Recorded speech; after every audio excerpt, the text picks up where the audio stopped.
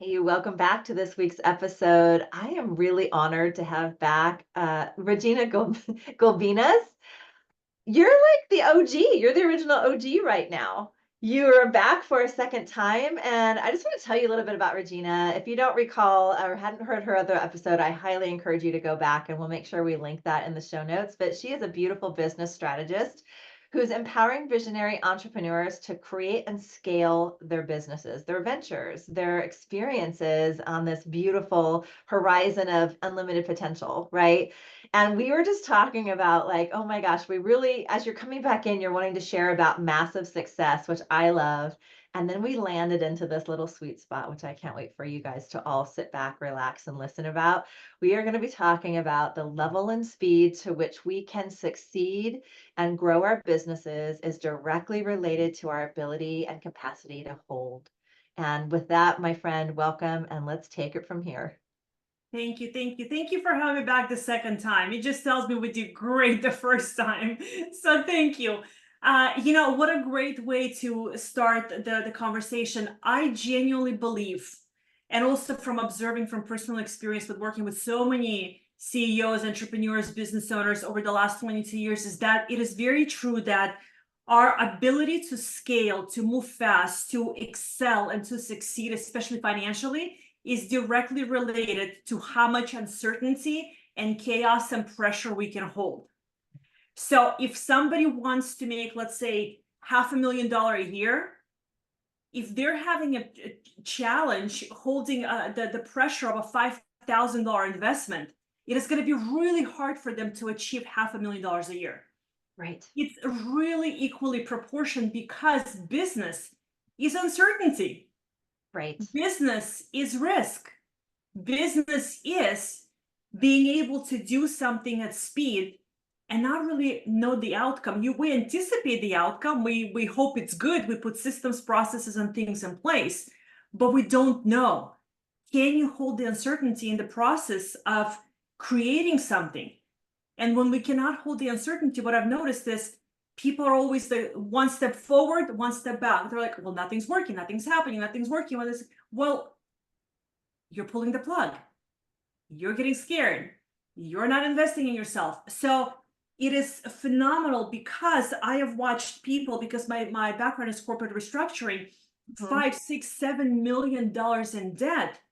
And they scale through restructuring back to high 7, 8 figures in revenue really, really, really fast because they were able to hold the uncertainty of millions in debt without collapsing, without falling apart, without everything just going to crap. And it allows them to scale because they're not sitting in the uncertainty. They're moving with the uncertainty. That's the difference. Right. A lot of It's people like sit with the uncertainty versus moving with the uncertainty. And like that's a where the dance. speed is. Yeah. So how do you experience that? I mean, you deal with massive businesses, and then you also deal with entrepreneurs growing their own businesses. And so for those who may not be recognizing that they're there, what are some of the body symptoms that show up when we're not able to hold in that capacity? Because I know that language has been new in the last few years for me to understand, but the frustration and like, I think I'm ready and then I'm doing all the things, I think part of that is that spin out. But what specifically do you see time and again that is the dead giveaway for that? So we can be aware of our own self, Mhm. right? So you said something very interesting, like we're doing all the things, right? I love that you threw this in here. So it is very important to really be radical responsibility and honesty is like, you've got to befriend the truth. You have to befriend, like truth has to be your best friend. So, and a lot of people, when we see this online, they're like, but I'm doing all the things. Number one, are you really doing all the things? And number two, which is key, I believe, are you doing all the things that are safe and comfortable to do? If you're doing the things that are safe and comfortable to do, that's the answer why you don't have what you don't have. It is not rocket science. Let's simplify it to the basics. That's literally what it is. I believe that massive success in itself is daily pressure, duality, uncertainty, all the things. And if you're living in it, you're doing it right because you're constantly evolving. They're like, people ask me, how do I get rid of this feeling? I'm like, why would you want to? It means you're doing great things and you're stretching your capacity for the nervous system and everything. But how do you really clock it when things come up? You feel in your body, you feel scared, you feel uncertain, you want to pull the plug, you want to confuse yourself by doing a lot of unnecessary things so you feel like you're doing the things, but none of them are actually moving the needle forward because you're afraid of the next step or you're uncertain of the next step. And again, this is why mentorship is so important. Number one, you don't know what you don't know, but to be able to tap into somebody and say, look, this is what I'm feeling. I want to do this thing, but fear is coming up. And for somebody to redirect you instantly, that's the gap that a lot of people, I believe, are not closing fast enough for themselves. Because there is busy and then there is being productive. I believe in simplicity. I believe in doing one thing and getting maximum out of it. But you need to have a pretty solid nervous system to trust and believe that you can do a lot with a few things, because it takes refinement to figure out what those few things are, which means you've gone the path of chaos and crazy and all of that stuff before you figured out what works. So I think for all of us, when we're entering a territory where we're stretching ourselves, your nervous system is like, do we really want to go there? Like all the alarms go off, your ego, the nervous system, all of the childhood stuff that you haven't unpacked, like everything floods at you. And that's that sweet spot where you get to say, what am I going to do with this?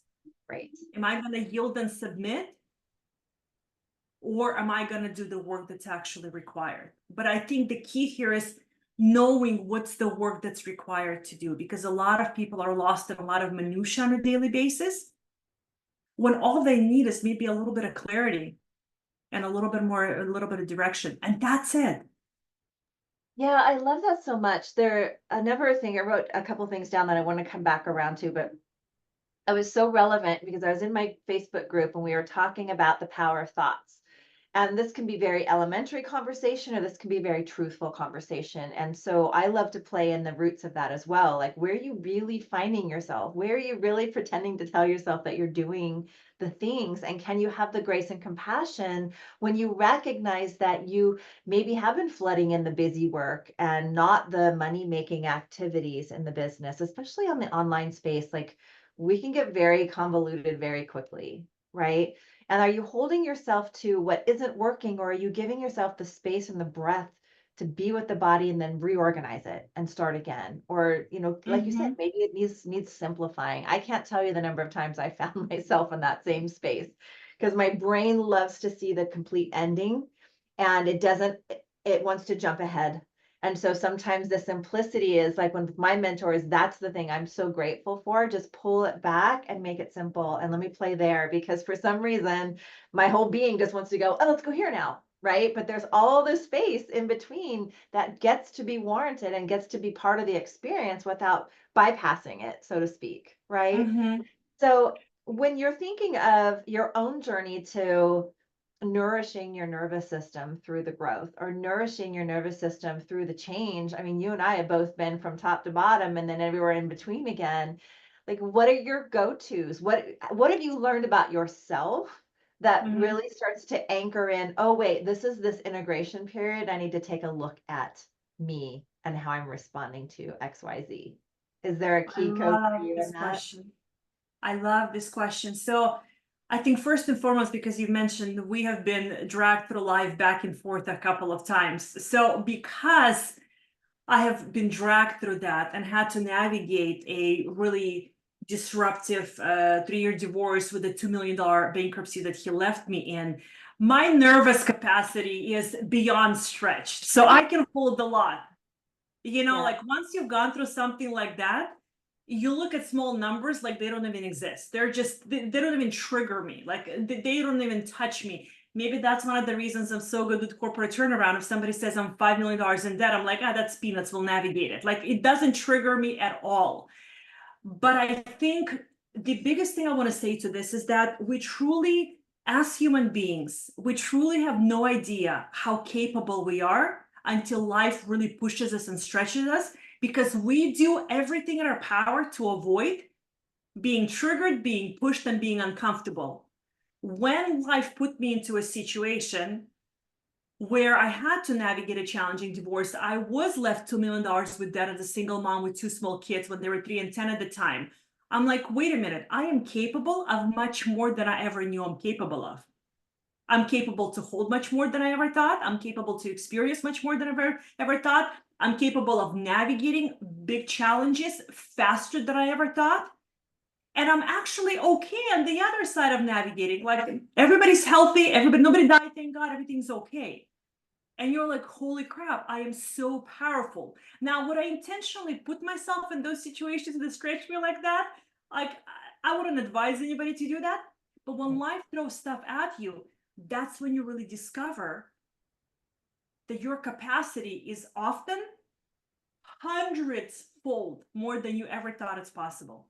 Yeah. I really Hundreds. like I like that because it's like a remembering of a time, even if it wasn't in business, where you did that very same thing. Life stretched you to your capacity. You didn't fall down, break down, or die, but you literally got yourself up, dusted yourself off, and you made it happen. So, in remembering those pieces, when life does get difficult or chaotic again, you can come back to that. And sometimes I think we just literally forgot for a minute. And so paralleling that and going, well, if I did that here, I can do this here. It's Mm-hmm, just a formula in what I'm not doing or what's not working well that I'm willing to look at and redefine and move into the next piece, right? mm-hmm. So when you were talking, one of the words that came up was for me, redefinition around debt. So you've mentioned it a couple times, and whether it's $50,000 or $5 million, it's relative to the journey and whom you're speaking to in this moment, right? But I believe, as you do, there's nothing we can't overcome. Yes. And so much for me in my journey has been, what was my relationship to debt? Who was I in that relationship? And what is my definition now as we begin to leave the past behind and Mm-hmm, rewrite that for a future that, we haven't ever lived before? mm-hmm, So I'm thinking for this, and then one more piece coming to this. So you've got the individual perspective, and then you've got that business perspective. You've got businesses with $5 million in debt, and that's not a bad thing. It can be no. leveraged. Can you speak to that a little bit in the redefinition? Yes, yes. Okay. I love that we're talking business. I'm like, yes, yes, yes, yes. People believe debt is a bad thing. If you know how to properly leverage debt, it gives you access to things you never thought possible in terms of building and scaling. It's when you take debt, rack up your credit cards to buy crap you don't need that's going to collect dust in a closet, not a good debt. If you're investing through whatever sources you have and it's giving you return on your investment so you can pay off the debt while accumulating assets, cash in the bank. I mean, obviously, we don't want the cash in the is to sit in the bank. I mean, inflation, all that stuff. But you know what I'm talking. If debt is giving you assets and a way to create more, use it. That's what it's there for. Yeah. That's what successful people use debt for. There's nothing wrong with that. There's nothing wrong with that. And for my personal bankruptcy, I called it my exit fee. I gave it a label. That was my exit fee. Yeah. When I gave it a label, I felt better about it. I Yeah. married the wrong guy. Everybody told me the wrong guy. That was the payment. That was the exit fee. We're going to deal with it and we're going to move forward. And all of that was okay. But one thing I want to say to this is if you're navigating debt, there's a lot of shame attached to that for people. And I lived with that for many, many years, like well over a decade. And it really handicapped me in the way that I showed up in my life. I felt like there was this black spot on my life. And then you have to release the shame around it. It will Yeah. be like an anchor that's not going to let you move forward. Now, I wear it as a badge of honor, not that because it's something to be proud of, but look, I left an abusive marriage. That was my Yeah. exit. I'd rather take the debt and clean it up than now be 46 in an abusive marriage, having both of my adult daughters now raised in an abusive environment. Right. I am glad I had the courage to do that. You absolutely shifted the stars for them as well. They got to see you in that courage. They got to see you in that transformation. And, I think of as a golden ticket into the unknown that you didn't even know was possible for you. That very same thing of what you were capable of.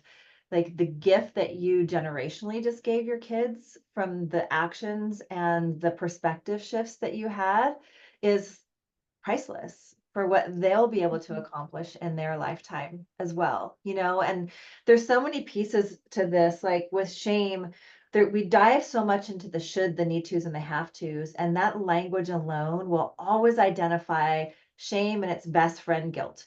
And those are self-imposed emotions that come from protecting ourselves with traumas that we never want to feel again, or some situation that reminds us, even if it's not the exact same thing.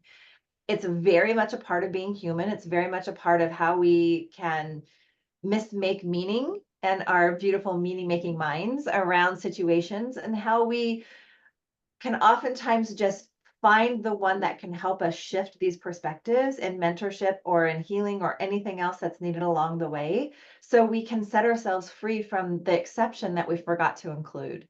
So there's so many times I've worked with clients where we literally go in and we have so much shame around money or body or some other idea, area, but they don't remember there was an exception to the rule, because that's how the brain does it. They took full responsibility, too much responsibility, they took all the responsibility, and then they're cycling in these patterns. And I just want to mention that because we all do it in some aspect and we don't realize that we've done it, but we also are not held to that one definition, that one past experience. And oftentimes we can find that loop that we're in, looping us in definition of the past. And so this is such a powerful Mhm. conversation and what else is possible when we let ourselves take a look at how we show up in the perspective shift of what's happening right now when we meet ourselves in that truth, the perspective shift of what was back in the old situation, and how we can see ourselves grow. And then we can also know that we didn't have to know how along the way. We just decided we wanted something more. Okay, you said something so huge right now. So, all of the things you mentioned, I want to add something to this. Such a great conversation. Shame and all of the things from the past. We love attaching our identity to Mhm. everything. And that is the biggest bottleneck to our success, whether it's money, whether it's a healthy relationship and marriage, whatever your thing is, whether it's healthy friendships. We love attaching our identity to everything that's happened in the past. And this is how people end up in personal development with no actual transformation and evolution their entire life, wondering why it's not working. Because you've got a million identities that you're carrying on a daily basis. Yep. The faster you can, number one, detach from every identity you've attached yourself to, and then the faster you can learn not to attach yourself and your identity to everything that's happening in your life moving forward, the faster you will move through all of it. Yeah. Business, money, relationships, challenges, circumstances, any and everything. Because every time you talk to people, especially in personal development, they're like, but I'm this, but I'm this, but I'm this, but my mom said, but my dad said, but my friend said, and they're talking to you about things that happened 25,000 years ago. But you're like, but you're here, but who are you now? And they give you a list of things that they think they are because of all of the things that happened and everything that people said. And their entire life becomes unpacking, peeling back everything someone else to them said, God knows when. So when do you have time to actually grow a business and live your life if you're constantly arguing with the identities that you've put upon yourself? Yeah, which goes into layers of expectation, layers of conditions, and they're all subconscious, but they literally are what is ruling the roost in the background. And so I want to mention this too, because this is like a whole nother couple hour conversation that we can have and break this all down. We both do a lot of this work. So it's really, if you find yourself interested in talking more about that, I always highly recommend reaching out, because it is not something you can do on your own if you're not aware of what it is. It is, what's the identity? What's the thing that's coming into the experience? What circumstance do you think you have that has power over you versus what you actually have as that internal power. And I want to talk about this in terms of even people who've been able to create great success. They may find that they have these repeating patterns over this business, this next thing for the very same reason. Or maybe it has nothing to do with business at all. They have success. They can make money, lose money, make money, lose money, but they don't have that fulfillment inside. And so Mhm. I imagine as you start working in with these companies, you're also finding like the leadership top, there might be a pattern in it that's really infusing amongst the personnel and all the different management layers as well within the business. Do you think that that's an actual true statement and something that you identify or find within your clients? Yeah, it's a very accurate statement. And here's what I want to say to this is that we often, and especially in the online space, because it's so easy to just kind of go online and start selling and start doing all the things, right? We often, and even the category of people you asked about, at a bigger companies, we often want success for the wrong reasons. Meaning, the truth is we often seek success. People say, I want to make a lot of money, I want this, I want that. But the truth is people are not really interested in making a lot of money.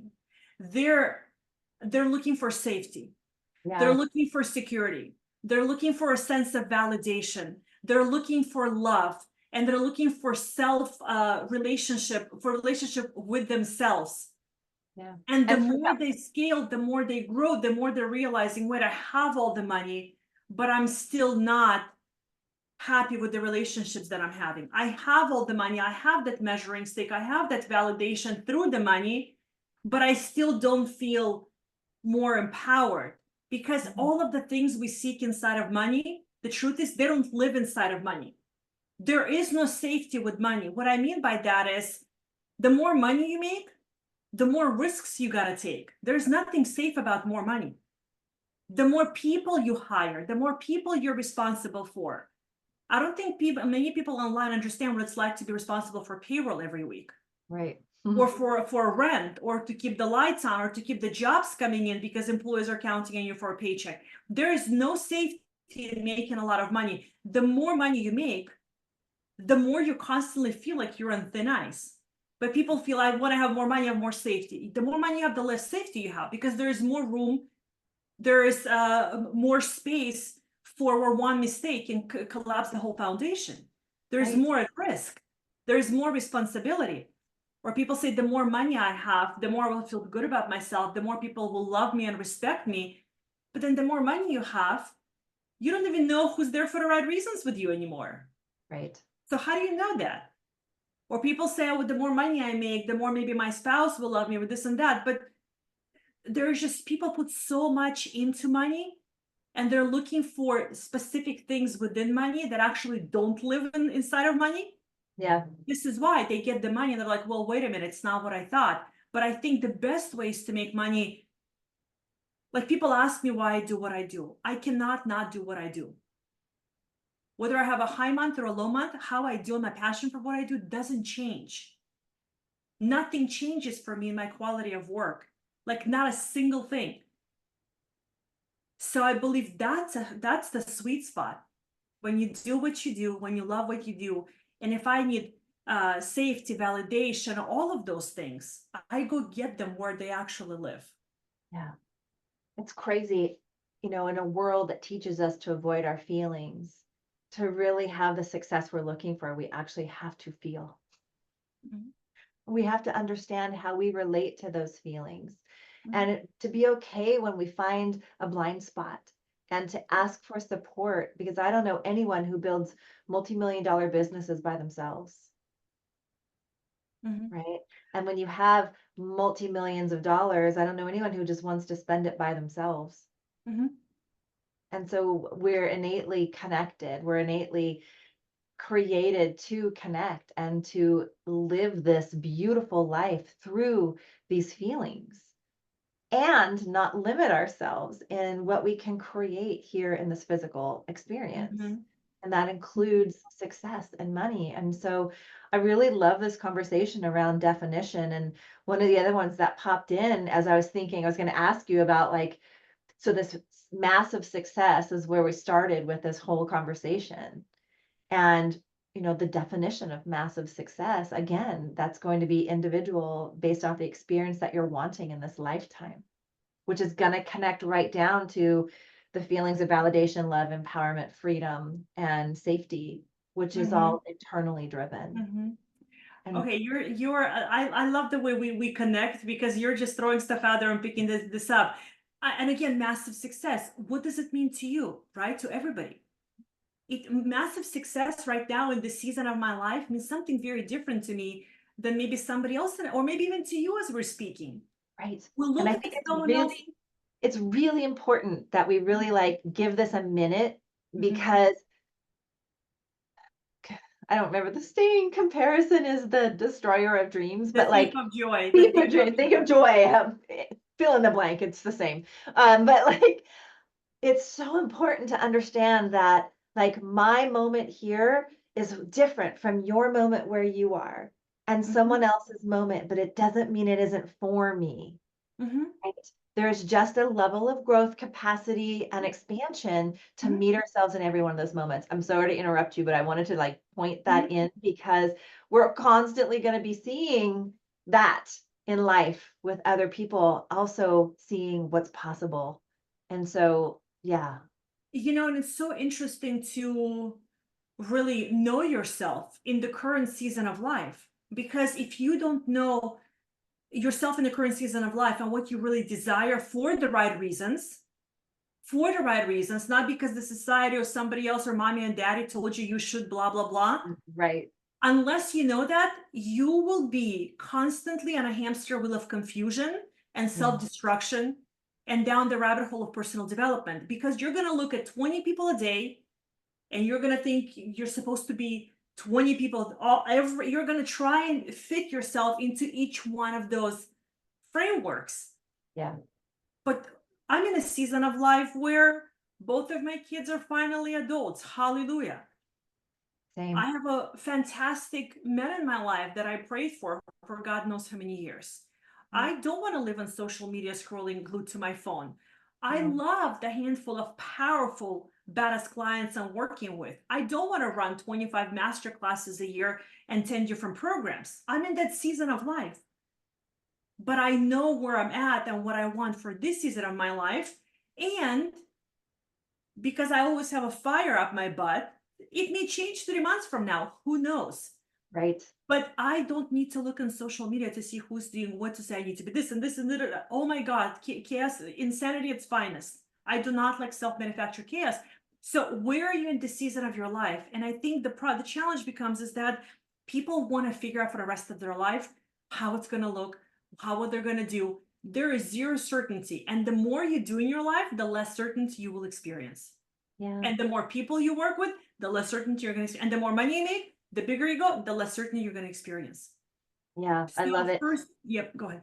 No, I was just one of the things I've been seeing, like my process, words stick out to me, like when we're talking. And so sometimes I'll write them down or they'll just kind of appear bigger. The last one that I saw was risk. And I feel like what you're really saying is, how much risk are you willing to let yourself experience and in that season? And understanding that the levels of that will stay consistent as we grow. But again, the experience of that, we can't have the reward without the risk. Mm-hmm. It's like living half of the experience, and honestly, that can feel very mundane unless we have the failure, the risk, and, the sweet essence of the celebration and the reward for the Mm-hmm. steps along the way, and I was just Yeah, wanting to bring that 100%. into the last piece of conversation for us. Yeah, yeah, absolutely. Risk is part of life. Every time you walk out your front door, there is a risk, God forbid. I mean, like, so what's the measuring stick? Mhm. What's the measuring stick? But I think it's going back to the conversation of, especially for online entrepreneurs, why did you start the business? Why do you really want to make the money? Right. It's really what it is. I think for a lot of people, um, they want to make the money to cover the basic necessities of living because they don't want to have a job. No, I mean, there's nothing wrong with that, but we have to manage our expectations. If that's your desire, probably a seven-figure business is not on your timeline Mhm. because of because of the time, money, energetic, mental, emotional investment you're willing to put in. And that's okay too. That's absolutely okay. But again, we got to be realistic with what we're putting in versus what we're asking in return. Yeah. We have to be realistic. So why are you doing the things that you're doing? I think that's the first question we want to ask. And if your goal is just to make enough money to pay some bills, which is fantastic, don't look at somebody who's making 7 figures a minute and then I wonder what's wrong with me. Well, nothing. They're scaling a multi-million dollar business and you're not. And neither one is right or wrong. But you gotta know which playground you want to play in and then be okay with either. I love that so much. I feel like this whole conversation has been the trust in the truth of where we are, who we are, and what we want in this world. And it's been delicious. I can't believe time has gone by already. I'm like sitting here going, ah. But let's wrap this up and think of like, how was my very last question for you? And I always love bringing it back to the title of purpose, presence, and prosperity. And I know last time you gave such a beautiful definition of your own. But when we think of coming into the truth of who we are, what we want, and why we want it, how does it pertain? How does prosperity, presence, and purpose land for you in that conversation that you can leave us with? You know, uh, becoming absolutely best friends with the truth in every aspect of my life. That's really it. Complete radical responsibility for everything in my life, even when other people impacted the outcome, and absolutely becoming radically just befriending the truth. And I think this is where a lot of people struggle. We want to blame everything and everybody for our circumstances. And yes, you get to do that. But when you do that, you don't get to have the success in every area of your life. Yeah. Because if you believe people have that much impact on your life, you're going to be you're going to live in a tiny little prison your entire life, believing someone else has the key to the door. Yeah. But when you become absolutely radically honest with yourself, I am here right now in this moment, whether it's money, business, relationship, friendship, whatever, because I did things this way, or I should have done things better, or whatever. And not from a point, let me badger myself to oblivion. No. But honestly understanding you are here in this moment because of this, this, and this, and this. And when you make complete friends with, like, befriend the truth of where you're at in every area of your life without badgering yourself, with full acceptance, I mean, oh my God, every door opens because you're not, like, I had to do it for myself as well in certain areas. I wasn't sitting down the rabbit hole of let me badger myself and let me make myself feel bad. No, let me take a full accountability. And the moment I took responsibility off of anyone else but myself, Yeah. it means I don't need anyone else to change what I got to change. Right. I don't need Right. anybody's support, validation, anything. If I can do all of this and get myself to this point with all the decisions I made, some are good, some are horrible, some are kind of in the middle, whatever. And then I'm the only one responsible and in charge. Oh my God, freedom. Yeah, Yeah. absolutely. Yeah, the acceptance is the key to the personal responsibility. Like we gotta meet ourselves in that truth so we can continue to move forward towards what we're wanting and not Mhm. circling around in just awareness, which I think is really Mhm. potent. Remind everybody where they can find you on all the places. I'm everywhere.